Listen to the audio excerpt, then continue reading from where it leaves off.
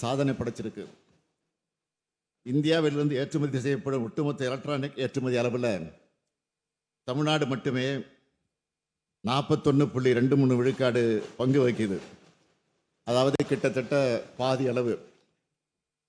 கடந்த 4 ஆண்டுகளில் 5,80,000 கோடி ரூபாய் வணிக வரியாக வந்திருக்கிறதே நம்முடைய வளர்ச்சிக்கான சான்று.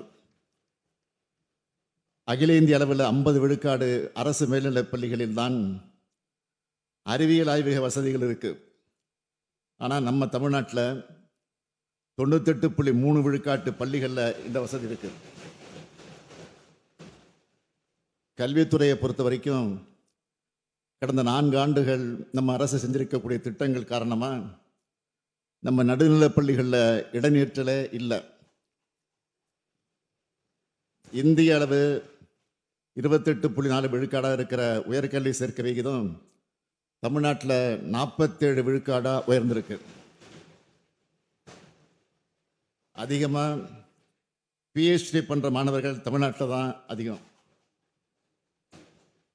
மாண்புமிகு பேரவைத் தலைவர் அவர்களே, என்ஐஆர்எஃப் ரேங்கில் சிறந்த 100 கல்வி நிறுவனங்களில் தமிழ்நாட்டில் இருக்கிற 18 நிறுவனங்கள் இடம்பெற்றுள்ளன.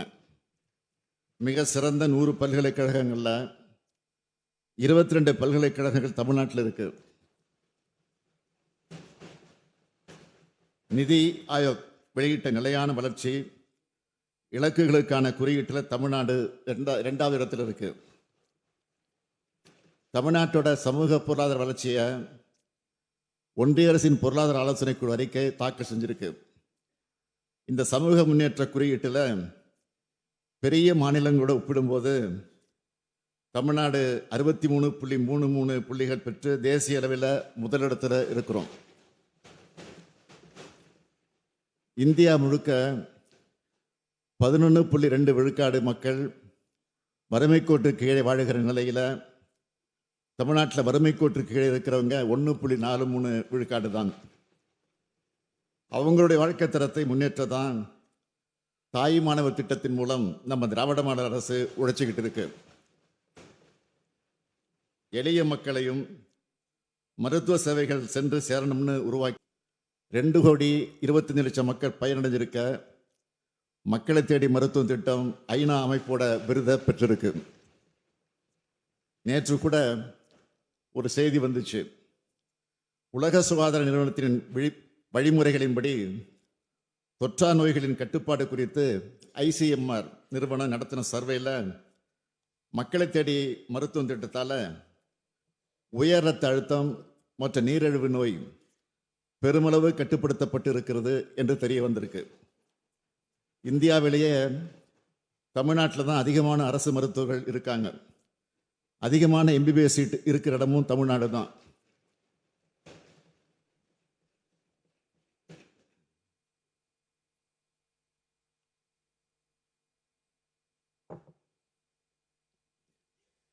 இந்தியாவிலேயே வேறு எந்த மாநிலத்திலும் இல்லாத அளவுக்கு நம்மளோட அரசு மருத்துவமனைகளில் 1,16,733 மருத்துவ படுக்கைகள் இருக்கு. தொழில்துறையை பொறுத்த வரைக்கும் 39,666 தொழிற்சாலைகளோட இந்தியாவில் நாம தான் நம்பர் 1. 27,75,000 நபர்கள் பணிபுரிகிறார்கள்.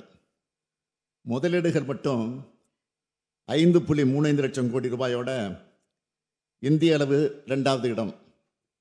நம்ம திராவிட மாடல் அரசின் பெண்களுக்கான சிறப்பு திட்டங்களால் தொழிற்சாலைகளில் பணிபுரியும் பெண் தொழிலாளர்களின் பங்கேற்பு விகிதத்தில் 47 விழுக்காட்டோட இந்தியாவிலே நம்பர் 1 இருக்கும். காற்றாலை மின் உற்பத்தியில் தமிழ்நாடு 2வது இடம். சூரிய சக்தியில் 4வது இடம். புத்தாக்க நிறுவனங்களை உருவாக்குறதுல பெஸ்ட் பெர்ஃபார்மர் ஸ்டார்ட் அப் தரவரிசை பட்டியலில் 2018 கடைசி இடத்தில் இருந்த நிலையை மாற்றி 2022 ஆண்டுக்கான தரவரிசையில் முதலிடத்தை அடைஞ்சிருக்கிறோம். ஏற்றுமதி தயார்நிலை குறியீட்டில் முதலிடம்.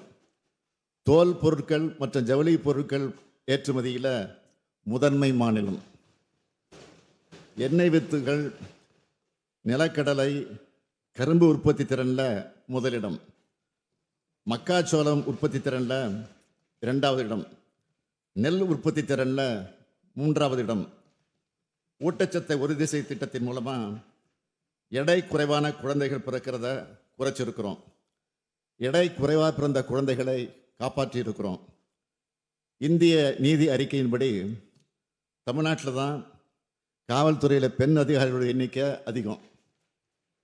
இப்படி சாதனைக்கு மேல் சாதனையை செஞ்சுட்டு இருக்கக்கூடிய தமிழ்நாடு இந்த சாதனைகள்லாம் சாதாரணமாக செஞ்சுட்டு இல்லை. மேலே பாம்பு, கீழே நரிகள்.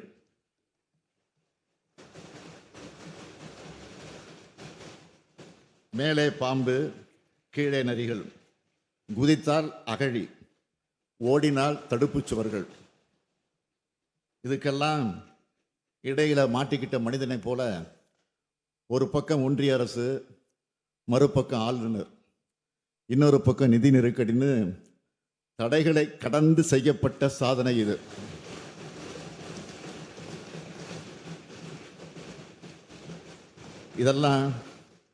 இதெல்லாம் ஸ்டாலின் என்ற தனி மனிதனோட சாதனைகள் அல்ல. என்னோட அமைச்சரவை அதிகாரிகள் அவருடைய கூட்டு உழைப்புக்கு கிடைச்ச பலன். எல்லாத்திலையும் என்னை முன்னிலைப்படுத்திக்கணும்னு நினைக்கிறவன் இல்லைன்னா இது ஒரு கட்சியினுடைய அரசல்ல, ஒரு கொள்கையினுடைய அரசுன்னு நான் குறிப்பிட்டேன். அப்படித்தான் செயல்பட்டு வரோம். இதுவரை இருந்த அரசுகளை காமராஜர் அரசு, அண்ணா அரசு, கலைஞர் அரசு, எம்ஜிஆர் அரசுன்னு சொல்றது வழக்கம். அந்த வரிசையில் இதனை ஸ்டாலின் அரசுன்னு சொல்லிக்கொள்ளாம திராவிட மாடல் அரசுன்னு நான் குறிப்பிட்டேன். ஒரு தனி மனிதனின் ஆட்சி அல்ல, ஒரு தத்துவத்தின் ஆட்சி என்பதன் அடையாளமாகத்தான் திராவிட மாடல் அரசுன்னு சொன்னேன். என்னை பொறுத்த வரைக்கும் கொள்கையும் இயக்கமும் தான் முன்னிலை பெறணும், வலிமை பெறணும். மாண்புமிகு பேரவைத் தலைவர் அவர்களே, தமிழ்நாடே சமத்துவபுரம் ஆகணும்னு திராவிட கொள்கை நெஞ்சிலே ஏந்தி இலக்குகளை நிர்ணயித்து திட்டங்களை தீட்டுகிறோம். நம்முடைய தமிழ் சமூகம் சிந்தனையால், பண்பாட்டால், பழக்க வழக்கங்களால் உயர்வடையணும். ஏற்றத்தாழ்வற்ற மனித உரிமையை சமூகமாக வளரணும். சுயமரியாதை, சமூக நீதி, சமத்துவம், சகோதரத்துவம், மதச்சார்பின்மை, கூட்டாட்சி கருத்தியல், அதிக அதிகாரங்களை கொண்ட மாநிலங்கள், அதுக்காகத்தான் உழைக்கிறோம். கடந்த மார்ச் 14 அன்று நிதிநிலை அறிக்கையும் 15ஆம் நாள் வேளாண் நிதிநிலை அறிக்கையும் தாக்கல் செஞ்சோம். அதைத் தொடர்ந்து நம்முடைய அவை முன்னவர் மூத்த அமைச்சர் அண்ணன் துரைமுருகன் அவருடைய நீர்வளத்துறையோட மானிய கோரிக்கை தொடங்கி வரிசையா ஏப்ரல் மாதம் முழுக்க துணை முதலமைச்சர் உள்ளிட்ட அனைத்து அமைச்சர்களும் தங்களுடைய துறைகள் சார்பிலான மானிய கோரிக்கைகளை தாக்கல் செஞ்சிருக்கிறாங்க. அந்த துறைகள் சார்பில் பல்வேறு திட்டங்களை அறிவிச்சிருக்கிறாங்க. விவாதங்களுக்கு பதிலளித்து பேசுறப்போ கூட பல்வேறு அறிவிப்புகளை செஞ்சிருக்கிறாங்க. இதெல்லாம் அறிவிப்புகள் மட்டும் இல்லை, தமிழ்நாட்டின் வளர்ச்சி பாதைக்கான மைல் கற்கள். யார் சிறப்பாக செயல்படுறதுன்னு ஒவ்வொரு துறைக்கிடையிலையும் போட்டி போட்டு கொண்டு செயல்படுறாங்க.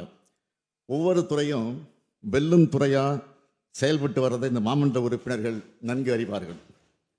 அனைத்து துறை வளர்ச்சி, அனைத்து மாவட்ட வளர்ச்சின்னு குறிப்பிட்டு திட்டங்களை தீட்டியிருக்கிறோம். ஏப்ரல் மாதம் முழுக்க தமிழ்நாட்டுக்கு ஏற்றமளிக்கிற மாதமாக அமைஞ்சதுனால மகிழ்ச்சியாகவும் மனநிறைவாகவும் நான் இருக்கேன். மாண்புமிகு அமைச்சர் பெருமக்கள் இந்த மாமண்டலத்தில் பேசும்போது தமிழ்நாடு எந்தெந்த வகையிலெல்லாம் வளர்ந்துருக்கு, அவங்களுடைய துறைகள் எவ்வளோ வளர்ந்துருக்குன்னு பெருமையோடு குறிப்பிட்டு பேசினாங்க. அவங்க எல்லாருக்கும் என்னுடைய பாராட்டுக்கள், வாழ்த்துக்கள். இந்த அவையை மாண்பு தவறாமல் கண்ணியத்தோடும் கட்டுக்கோப்பாகவும் மக்களாட்சிக்கு இலக்கணம் சொல்லும் வகையிலும் வழிநடத்திய மாண்புமிகு பேரவைத் தலைவர்களுக்கும் மாண்புமிகு பேரவை துணைத் தலைவர்களுக்கும் இந்த மாமன்றத்தின் சார்பாக என்னுடைய நன்றியை தெரிவித்துக் கொள்கிறேன்.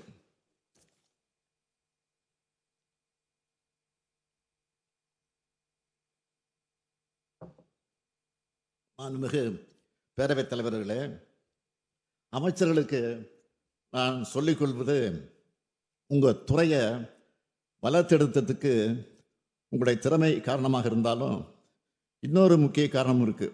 அதுதான் மாநிலத்தினுடைய அமைதி. அது என்னுடைய துறையான காவல்துறையில் தான் வருது. ஏன்னா ஏன்னா அமைதியான மாநிலத்தில் தான் தொழில் வளரும், தொழிற்சாலைகள் வரும், கல்வி மேம்பாடும் வரும், பெண்களும் இளைஞர்களும் முன்னேற்றம் காண்பார்கள், விளையாட்டுத்துறை மேம்படும், உற்பத்தியும் ஏற்றுமதியும் அதிகரிக்கும், சுற்றுலா பயணிகள் வருவார்கள், கோயில்கள் தழைக்கும். தமிழ்நாட்டில் நிலவும் இந்த அமைதிக்கு காரணம் என்னுடைய துறையான காவல்துறை. சட்டம் ஒழுங்கை முறையாக பேணி இந்த சாதனைகளுக்கு அடித்தளமிட்ட காவல்துறை சார்ந்த அனைவருக்கும் நானும் நீங்களும் தமிழ்நாட்டு மக்களும் என்றும் நன்றிக்குரியவர்கள்.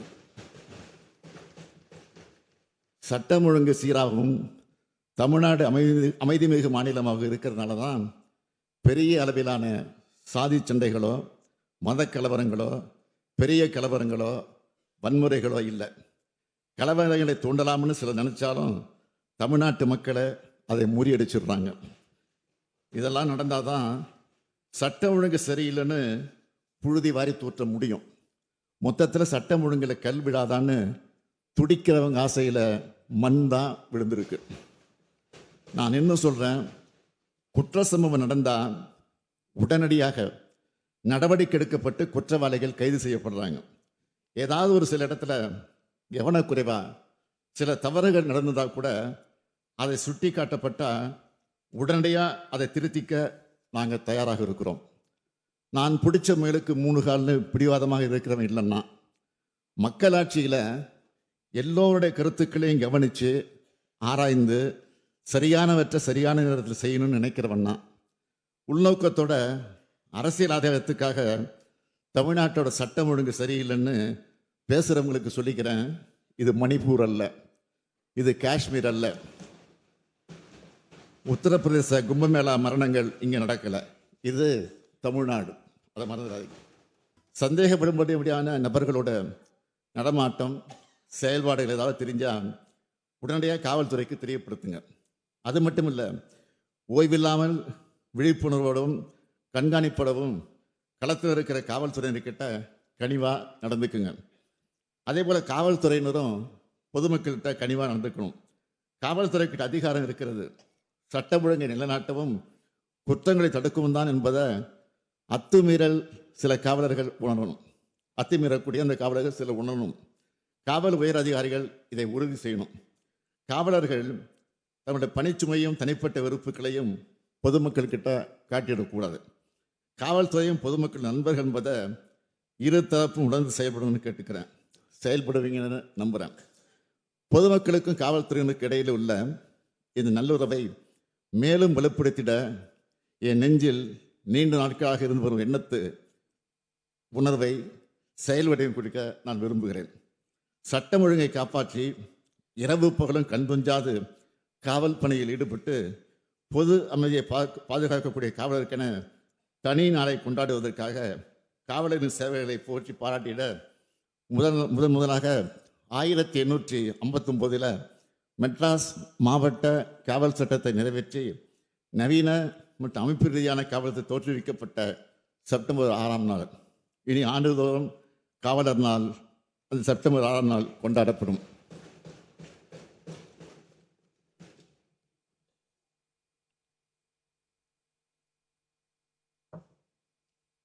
இந்நாளில் கடமை, கண்ணியம், கட்டுப்பாடு ஆகியவற்றை கடைபிடித்து சிறப்பாக பணியாற்றிய காவலருக்கு பதக்கங்கள் வழங்கப்படும்.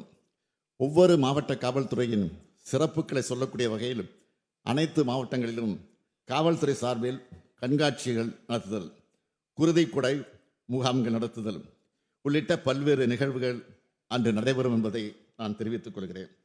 மாண்புமிகு பேரவைத் தலைவர் அவர்களே, தமிழ்நாடு என்பது குற்றங்கள் நடக்காத மாநிலம், போதைப்பொருள் இல்லாத நடமாட்டம் இல்லாத மாநிலம், பாலியல் குற்றம் இல்லாத மாநிலம் என்ற நிலையை நாம் எட்டணும். எங்கேயும் யாராலையும் குற்றம் நடக்கக்கூடாது. மீறி நடந்தால் உடனடியாக குற்றவாளிகள் கைது செய்யப்படணும்.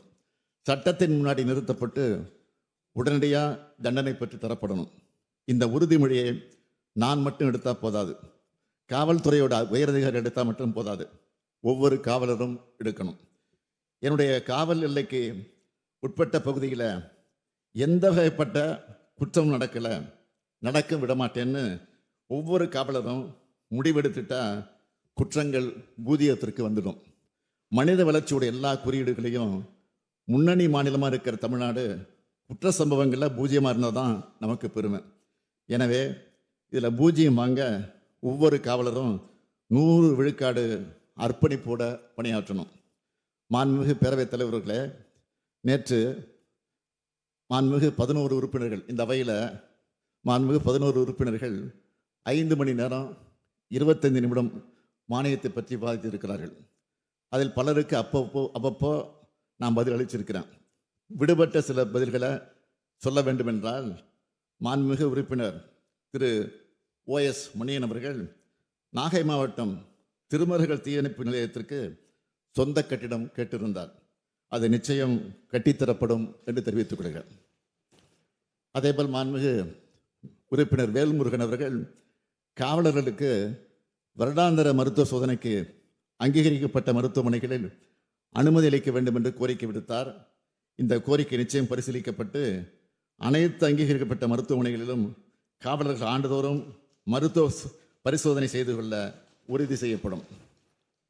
அதேபோல் மாண்புமிகு உறுப்பினர் பேராசிரியர் ஜவஹர்லால் அவர்கள் காவல் நிலையங்களில் CCTV கேமராக்கள் அவசியம் அமைக்கப்பட வேண்டும் என்றும் உடற்கூராய்வு சான்றிதழ் உடனடியாக கிடைக்க ஏற்பாடு செய்ய வேண்டும் என்றும் கோரிக்கை விடுத்தார். காவல் நிலையங்களை பொறுத்த வரைக்கும் பெரும்பாலான இடங்களில் CCTV கேமராக்கள் பொருத்தப்பட்டு வருகிறது. CCTV காட்சிகள் அனைத்தும் காவல் நிலையங்களில் இருப்பது நிச்சயமாக உறுதி செய்யப்படும். உடற்கூராய்வு சான்றிதழை பொறுத்த வரைக்கும் உடனுக்குடன் வழங்கப்படுகின்றன. அதில் எந்தவித தாமதம் இல்லாமல் இருக்க உரிய நடவடிக்கை எடுக்கப்படும். அதேபோல் மாண்புமிகு உறுப்பினர் திரு மாரிமுத்து அவர்கள் கோட்டூர் தீயணைப்பு நிலையத்துக்கு சொந்த கட்டடம் தேவை என கோரிக்கை விடுத்தார். அவரது கோரிக்கை ஏற்கப்படுகிறது. கோட்டூர் தீயணைப்பு நிலையத்திற்கு சொந்த கட்டடம் கட்டப்படும். மாண்புமிகு உறுப்பினர் நாகை மாலி அவர்கள் காவல் ஆணைய பரிந்துரைகளை உடனடியாக செயல்படுத்திட வேண்டும் என்று கோரிக்கை வைத்தார். ஓய்வற்ற உச்சநீதிமன்றத்தினுடைய நீதியரசர் உயர்நீதிமன்றத்தினுடைய நீதியரசர் CT செல்வம் அவர்கள் தலைமையிலான 5வது காவல் ஆணையம் 934 பரிந்துரைகளை வழங்கியிருக்கிறது. அதில் 86 பரிந்துரைகள் ஏற்கனவே நடைமுறைப்படுத்தப்பட்டு விட்டன. மேலும் 274 பரிந்துரைகள் நடைமுறைப்படுத்தப்படுவதற்கான பல்வேறு கட்ட நடவடிக்கைகள் எடுக்கப்பட்டு வருவதோடு மற்றவை அரசின் பரிசீலனையில் உள்ளது என்பதையும் நான் தெரிவித்துக் கொள்கிறேன். அதேபோல் அடுத்து மாண்புமிகு உறுப்பினர் சிந்தனை செல்வன் அவர்கள், அதேபோல் அவருடைய கட்சியினுடைய தலைவர் தொல் திருமாவளவன், நாடாளுமன்ற உறுப்பினர் தொல் திருமாவளவன் அவர்களும் ஆயுதிராவிடர் மற்றும் பழங்குடியினருக்கு பதவி உயர்வில் இடஒதுக்கீடு கோரி என்னிடம் கடிதத்தை அளித்திருக்கிறார்கள். நேரிடம் சொல்லியிருக்கிறார்கள். அந்த அடிப்படையில் ஒரு அறிவிப்பை வெளியிட விரும்புகிறேன். பல்லாண்டு காலமாக தமிழ்நாட்டில் அரசு பணியாளர்கள் தேர்வு முறையில் தயாரிக்கப்பட்டு வந்த தரவரிசை பட்டியலானது சமூக நீதி அடிப்படையில் இருந்து வந்த நிலையில் கடந்த 2019ஆம் ஆண்டில் வரப்பெற்ற ஓர் உச்சநீதிமன்ற தீர்ப்பின் காரணமாக இந்த முறையில் ஏற்பட்டுள்ள மற்றும் வருங்காலத்தில் ஏற்படக்கூடிய பாதிப்புகள் குறித்து ஆய்வு செய்வதற்கும் அதற்கான சட்ட ரீதியான தீர்வுகள் அளித்திடவும் ஓய்வு பெற்ற உயர்நீதிமன்றத்தின் நீதியரசர் தலைமையில் குழு ஒன்று அமைக்கப்படும். அந்த குழு அளிக்கக்கூடிய பரிந்துரை அடிப்படையில் இந்த தீர்ப்பின் காரணமாக ஏற்பட்டுள்ள பாதிப்புகளில் இருந்து ஒரு நல்ல தீர்வு காணப்படும் என்றும் தங்கள் வாயிலாக தெரிவித்துக் கொள்கிறேன். மேலும் இன்னொரு முக்கிய அறிவிப்பை செய்ய விரும்புகிறேன். இந்த மண்ணின் ஆதி குடிகளை இழிவுபடுத்தும் அடையாளமாக காலனி என்ற சொல் பதிவாகி இருக்கிறது. ஆதிக்கத்தின் அடையாளமாகவும் தீண்டாமைக்கான குறியீடாகவும் வசை சொல்லாகவும் மாறியிருப்பதால் இனி இந்த சொல் அரசு ஆவணங்களிலிருந்தும் பொது புழக்கத்திலிருந்து நீக்குவதற்கு நடவடிக்கை எடுக்கப்படும் என்பதையும் தெரிவித்துக் கொள்கிறேன். மாண்புமிகு உறுப்பினர் வானதி சீனிவாசன் அவர்கள் பேசுகிற போது குறிப்பிட்டார்கள், வெளிநாட்டு தொழிலாளர்கள் பணிபுரியக்கூடிய இடங்களில் கண்காணிப்பு தேவை என்று பேசியிருக்கிறார்கள். அவருக்கு நான் நன்றி தெரிவித்துக் கொள்கிறேன். தமிழ்நாட்டு தங்கி பணிபுரியக்கூடிய வெளிநாட்டு தொழிலாளர்கள் அனைவரும் சட்டவிரோத செயலில் ஈடுபடாதவாறு கண்காணிக்கப்படுகிறார்கள். அதேபோல் மாண்புமிகு உறுப்பினர் கோகா மணி அவர்கள் கேட்டுக்கொண்டபடி அவருடைய தொகுதியில் தருமபுரி காவல் உட்கோட்டம் மதிகோன்பாளையம் காவல் வட்டத்தில் அமைந்துள்ள புலி கிராமத்தில் புதிய காவல் நிலையம் 2,83,00,000 ரூபாய் மதிப்பீட்டில் அமைக்கப்படும் என்பதை தெரிவித்துக் கொள்கிறேன். மாண்புமிகு எதிர்க்கட்சித் தலைவர் அவர்கள் பல்வேறு சம்பவங்கள் குறித்து பேசியிருக்கிறார். அவர் பேசிய அத்தனை விவகாரங்களிலும் உடனடியாக நடவடிக்கை மேற்கொள்ளப்பட்டிருக்கிறது. இனியும் நடவடிக்கை எடுக்கப்படும், உரிய நடவடிக்கை விரைவாக எடுக்கப்படும் என்ற அந்த உறுதி இந்த நேரத்தை தெரிவித்துக் கொண்டு, இந்த அரசை பொறுத்த வரைக்கும் எந்தவித அழுத்தங்களுக்கும் உள்ளாகாமல் காவல்துறை சுதந்திரமாக செயல்பட்டு சட்டம் ஒழுங்கை பராமரிப்பதிலும் நீதியை நிலைநாட்டுவதிலும் சிறப்பாக செயல்பட்டு வருகிறது என்பதை நான் அழுத்தம் தெரிவித்துக் கொள்கிறேன். மாண்புமிகு பேரவைத் தலைவர் அவர்களே, இந்த ஆண்டு உள்துறை சார்பில் 102 அறிவிப்புகள் வெளியிடப்படுகிறது. காலத்தின் நிலைமை கருதி சிலவற்றை இப்பொழுது நான் அறிவிக்க விரும்புகிறேன். மீதமுள்ள அறிவிப்புகளை நான் படித்ததாக கருதி அவை குறிப்பில் சேர்த்திடுமாறு கேட்டுக்கொள்கிறேன். புதிய காவல் நிலையங்கள் கோயம்புத்தூர் மாவட்டம் நீலாம்பூர், சிவகங்கை மாவட்டம் கீழடி, திருநெல்வேலி மாவட்டம் மேலச்சேவல், திருப்பூர் மாவட்டம் பொங்கலூர், கள்ளக்குறிச்சி மாவட்டம் களமருதூர், நாமக்கல் மாவட்டம் கொக்கராயன்பேட்டை, திருவண்ணாமலையில் அண்ணாமலையார் கோயில் காவல் நிலையம், குமரி மாவட்டம் குழித்துறையில் இருப்பு பாதை காவல் நிலையம், சென்னை ஓமந்தூர் மருத்துவமனை வளாகத்தில் புறக்காவல் நிலையம், பெரம்பூர் பெரியார் நகர் அரசு புறநகர் மருத்துவமனையில் புறக்காவல் நிலையம், சென்னை அரும்பாக்க சரகத்தில் புதிதாக அனைத்து மகளிர் காவல் நிலையம், மதுரை மாநகர காவல் ஆணையகத்தில் சிந்தாமணி, மாடக்குளம் உள்ளிட்ட பல இடங்களில் உருவாக்கப்படும். சென்னை பெருநகர காவல் ஆயுதப்படையில் புதிய பணியிடங்கள் 2 கட்டங்களாக ரூபாய் 21,02,00,000 செலவில் உருவாக்கப்படும். இதற்கான முதற்கட்ட செலவினம் ரூபாய் 10,51,00,000. 280 காவல் ஆய்வாளர் பணியிடங்கள் கூடுதலாக உருவாக்கப்பட்டு சார்பு ஆய்வாளர் தலைமையிலான காவல் நிலையங்கள் ஆய்வாளர் தலைமையிலான காவல் நிலையங்களாக தரம் உயர்த்தப்படும். நீலகிரி மாவட்டத்தில் உதகமண்டலத்தில் 90 ஆயுதப்படை காவல் குடியிருப்புகள் மற்றும் தருமபுரியில் 134 ஆயுதப்படை காவல் குடியிருப்புகள் 101,35,00,000 ரூபாய் செலவிலே கட்டப்படும். பெண்களின் பாதுகாப்பினை உறுதி செய்வதற்காக மாநகரங்களின் பயன்பாட்டிற்கென சென்னை பெருநகரம் தவிர 80 இளஞ்சிவப்பு ரோந்து வாகனங்கள் ரூபாய் 12 கோடி செலவில் வாங்கப்படும். காவலர் தங்குமிடம் வசதி இல்லாத அல்லது குறைவாக உள்ள 20 மாவட்ட மாநகரங்களில் ஆயுதப்படை காவல் ஆளுநர்கள் பயன்பாட்டிற்காக 50 படுக்கை வசதிகள் கொண்ட காவலர் தங்குமிடங்கள் ரூபாய் 30 கோடி செலவில் கட்டப்படும். நுண்ணறிவு பிரிவின் கீழ் புதிதாக உருவாக்கப்பட்ட கோயம்புத்தூர் தீவிரவாத தடுப்பு பிரிவிற்கு கோவை மாநகரத்தில் ரூபாய் 5,98,00,000 செலவில் அலுவலக கட்டடம் கட்டப்படும். சார்நிலை காவல் அதிகாரிகள் மற்றும் காவல்நிலை அதிகாரிகளுக்காக 350 4 சக்கர வாகனங்கள் ரூபாய் 38,85,00,000 ரூபாய் செலவில் வாங்கப்படும். தடய அறிவியல் துறையின் சீன் ஆஃப் கிரைம் விசாரணை முறையை வலுப்படுத்துவதற்கு ஏதுவாக 50 நடமாடும் தடவைகள் அறிவியல் வாகனங்களும் அவற்றுக்கு தேவையான மனிதவளம், எரிபொருள் மற்றும் பராமரிப்பு செலவுகள் ஆகியவற்றுக்கென ரூபாய் 38,25,00,000 வழங்கப்படும். புதிய தீயணைப்பு மற்றும் மீட்பு பணிகள் நிலையங்கள் திருவண்ணாமலை மாவட்டம் அண்ணாமலையார் திருக்கோவில், பெரம்பலூர் மாவட்டம் வேப்பந்தட்டை, வேலூர் மாவட்டம் பள்ளிகொண்டா, விழுப்புரம் மாவட்டம் கண்டமங்கலம், கரூர் மாவட்டம் குளித்தலை, கிருஷ்ணகிரி மாவட்டம் சூளகிரி, கன்னியாகுமரி மாவட்டம் ராஜாக்கமங்கலம் ஆகிய 7 இடங்களில் ரூபாய் 16,80,00,000 செலவில் அமைக்கப்படும். தீ விபத்து அதிகமாக ஏற்படக்கூடிய பகுதிகளில் உள்ள தீயணைப்பு மற்றும் மீட்பு பணி நிலையங்களுக்கு ரூபாய் 5 கோடி செலவில் 5 பெரும தண்ணீர் லாரிகள் கொள்முதல் செய்து வழங்கப்படும். கோயம்புத்தூர் தீயணைப்பு மற்றும் மீட்பு பணிகள் நிலைய வளாகத்தில் ரூபாய் 27,22,00,000 செலவில் 72 பணியாளர் குடியிருப்புகள் 2 கட்டங்களாக கட்டப்படும்.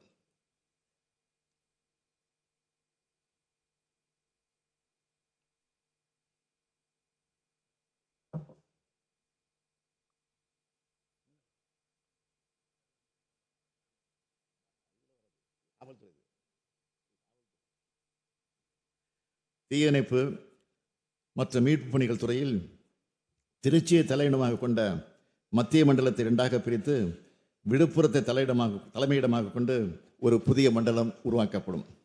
மாண்புமிகு பேரவைத் தலைவர் அவர்களே, கடந்த மார்ச் 14ஆம் நாள் இந்த கூட்டத்தொடர் தொடங்குச்சு. நான் மட்டுமல்ல, பெரும்பாலான அமைச்சர்கள் பெருமக்களும் மாண்புமிகு உறுப்பினர்கள் பலரும் எல்லா நாளும் அவைக்கு வந்திருக்கிறாங்க. விவாதங்களில் பங்கெடுத்து பதிலளிச்சிருக்கிறோம், பேசியிருக்கிறோம். கேள்வி நேரம், கவன ஈர்ப்பு தீர்மானம், மானிய கோரிக்கை விவாதம், பதில் உரைன்னு மிக சிறப்பாக தங்களுடைய கடமையை ஆற்றியிருக்காங்க. ஜனநாயக பண்போடு இந்த அவையை நடத்த துணை நின்ற அத்தனை பேருக்கும் என்னுடைய இதயமார்ந்த நன்றி. இந்த ஜனநாயக பண்பு எல்லா நாளும் தொடரணும்னு மாண்புமிகு எதிர்க்கட்சி உறுப்பினர்கள் உள்ளிட்ட அனைவரையும் நான் கேட்டுக்கிறேன். நூற்றாண்டு பாரம்பரியம் கொண்ட தமிழ்நாடு சட்டமன்றத்தோட மாண்பை காப்பது தான் நம்ம அனைவருடைய முதல் கடமை. அந்த கடமையில் எந்த இடத்துலையும் தவறிவிடக்கூடாது என்பதில் நான் மிக கவனமாக இருக்கிறேன். என்னை பொறுத்த வரைக்கும் வாக்களித்த மக்களுக்கு உண்மையாக இருக்கணும் என்பதில் மிக கவனமாக இருக்கேன். அதனால தான் கடந்த 4 ஆண்டுகளில் தலைமுறைகளை கடந்தும் பயனளிக்கக்கூடிய ஏராளமான திட்டங்களை நிறைவேற்றியிருக்கோம். இந்த திட்டங்கள் எல்லாம் ஸ்டாலின் பேர் அல்ல, திராவிட மாடல் அரசின் பேரை சொல்லும். கலைஞர் மகளிர் உரிமை திட்டம், மகளிருக்கான விடியல் திட்டம், முதலமைச்சரின் காலை உணவு திட்டம், புதுமை பெண் திட்டம், தமிழ் புதல்வன் திட்டம், நான் முதல்வன் திட்டம், இல்லம் தேடி கல்வி திட்டம், மக்களை தேடி மருத்துவம் திட்டம், இன்னுயிர் காப்பும் நம்மை காக்கும் 48, முதல்வர் மருந்தகம், கலைஞர் கனவு, கலைஞர் கனவு இல்லம், ஊட்டச்சத்தை உறுதி செய், தோழி விடுதி, அண்ணல் அம்பேத்கர் தொழில் முன்னோடிகள் திட்டம் உள்ளிட்ட ஏராளமான திட்டங்களை நம்ம அரசு செயல்படுத்தின தெம்போடு உறுதியாக சொல்கிறேன். கடந்த 10 ஆண்டுகள் அதிமுக ஆட்சியை விட 1000 மடங்கு சிறப்பான சாதனைகளை அனைத்து துறையிலும் செஞ்சுருக்கிறோம். இந்த உறுதியோடவும் மக்கள் மேலே உள்ள நம்பிக்கையோடவும் சொல்கிறேன். அடமானம் வைக்க நினைப்பவர்களாலும் அபகரிக்க நினைப்பவர்களாலும் தமிழ்நாட்டை ஒருபோதும் சூறையாட முடியாது. எங்களை எல்லாம் ஆளாக்கிய பேரறிஞர் அண்ணா அன்றே சொன்னார், தமிழகம் உலகின் ஒரு பகுதியாக இருக்கலாம், ஆனால் அது யாருடைய வேட்டைக்காடாகவும் இருந்திட ஒரு நாளும் ஒப்புக்கொள்ள மாட்டோம். சுயாட்சி என்பது எங்கள் பிறப்புரிமை. இதனை தடுக்கவோ தகர்க்கவோ எவருக்கும் உரிமை இல்லை. இது எங்கள் போர் முழக்கம் என்று அண்ணா முழங்கினார். அவரது கனவை நிறைவேற்றும் வகையிலும் சட்டமன்றத்தை இறையாண்மை நிலைநாட்டும் வகையிலும் வரலாற்று சிறப்புமிக்க தீர்ப்பை பெற்றோம். அடுத்தபடியாக மாநில சுயாட்சி கனவை நிறைவேற்ற குழு அமைச்சிருக்கிறோம். நான் தொடங்கியுள்ள இந்த பயணம் நீண்டது. முதலமைச்சராக 5வது ஆண்டில் அடியெடுத்து வைக்கும் இந்த வேளையில் இந்த மன்றத்தில் நின்று உறுதியோடு சொல்கிறேன், என் பயணம் தொடரும். தமிழ்நாட்டுக்காக, தமிழர்களுக்காக, மாநில உரிமைகளுக்காக என் பயணம் தொடரும்.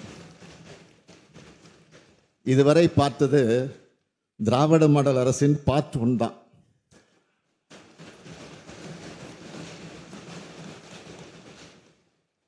இதுவரை பார்த்தது திராவிட மாடல் அரசின் பார்ட் 1 தான். 2026 வெர்ஷன் 2.2 லோடிங், அதில் இன்னும் சாதனைகளை படைப்போம். தமிழ்நாடு வரலாறு படைக்கும். வாழ்க தமிழ், வெல்க தமிழ்நாடு.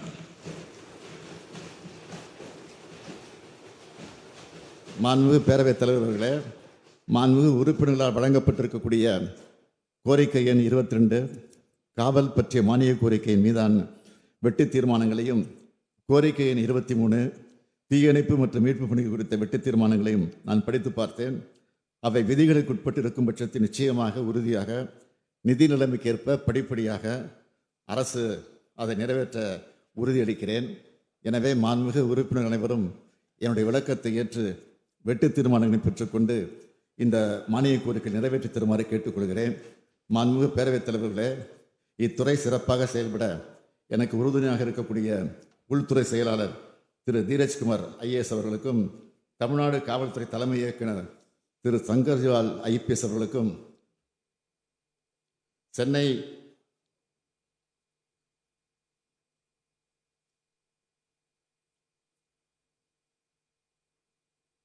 தீயணைப்புத்துறை இயக்குனர் திருமதி திரு சங்கர்ஜிவால் IPS அவர்களுக்கும், சென்னை பெருநகர காவல் ஆணையர் திரு அருண் IPS அவர்களுக்கும், தீயணைப்புத்துறை இயக்குனர் திருமதி சீமா அகர்வால் IPS அவர்களுக்கும், நுண்ணறிவு பிரிவு காவல்துறை தலைவர் உள்ளிட்ட காவல்துறை உயரதிகாரிகள் மற்றும் அனைத்து காவல்துறை சகோதரி சகோதரிகளுக்கும் எனது மனமார்ந்த நன்றியை நான் தெரிவித்துக் கொள்கிறேன். அதேபோல் நம்முடைய மாண்புமிகு உறுப்பினர் ஜி.கே. மணி செல்லப்பிறந்தகை அவர்கள் கோரிக்கை பக்கம் விடுபட்டு போயிருக்கிறது. எனவே அதனை முதல்வர் மூலமாக திரும்ப சொல்லி அவை குறிப்பிலே சேர்த்துக்கொள்ள வேண்டும் என்று குறிப்பனுப்பியிருக்கிறார்கள். எனக்கு அதுவும் சேர்த்துக்கொள்ளப்படுகிறது என்பதையும் நான் பணிவோடு தெரிவித்து என் உரையை நிறைவு செய்கிறேன். நன்றி, வணக்கம்.